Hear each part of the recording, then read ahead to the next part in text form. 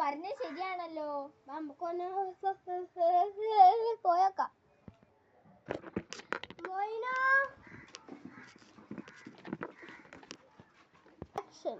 എടാ നിന്നെ രാവിലെ മുതൽ കാണാനില്ലല്ലോ. എന്റെ സ്കൂട്ടർ പഞ്ചറായി. ഓ എന്നാ നമുക്ക് പോയി അടിക്കവാ.